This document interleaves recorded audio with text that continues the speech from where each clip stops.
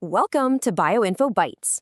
Okay, so picture this. You've aligned your sequences, you've calculated your pairwise distances, and now, well, which algorithm do you actually use to build a tree? Neighbor joining and UPGMA are definitely the two most common distance-based methods out there, but they make wildly different assumptions about evolution.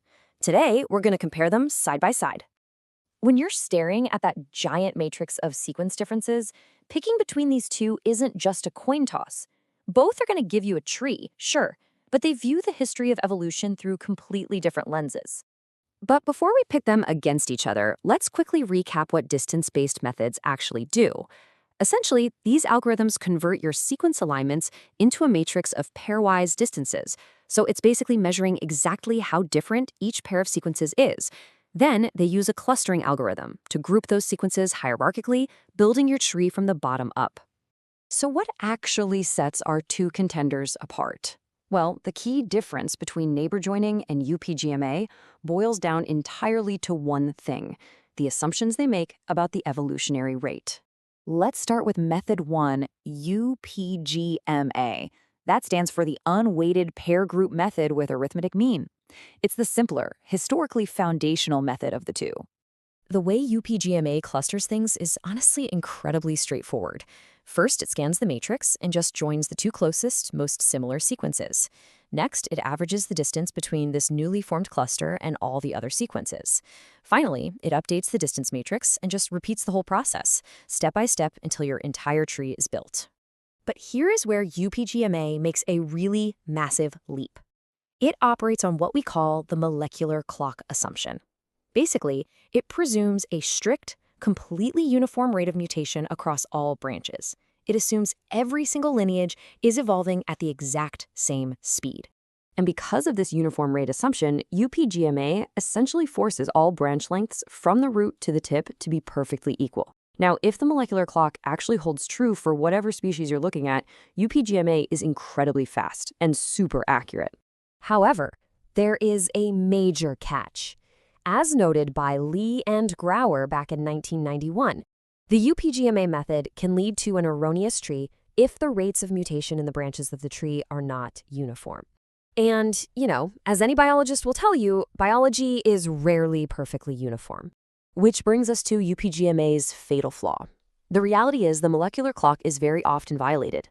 Different lineages evolve at completely different rates, due to environmental pressures, population sizes, or different generation times. When this happens, UPGMA forces the data into its strict equal branch mold, which ends up producing a completely incorrect tree topology.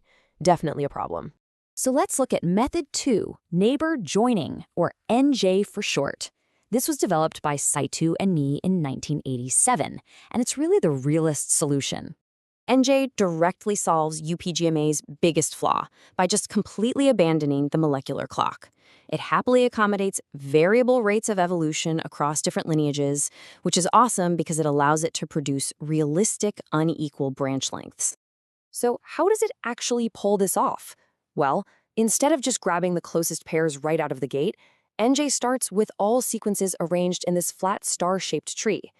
It then progressively identifies sequence pairs, which it calls neighbors, and joins them in a way that minimizes the total branch length of the entire tree. When you look at them side by side, the contrast is stark. UPGMA gives us these super neat, perfectly equal branches, and J, on the other hand, gives us unequal, asymmetrical branches. It might look a bit messier, but it's vastly more representative of real-world biological data, where mutation rates just naturally vary. Now, practically speaking, you aren't going to be doing this complex math by hand.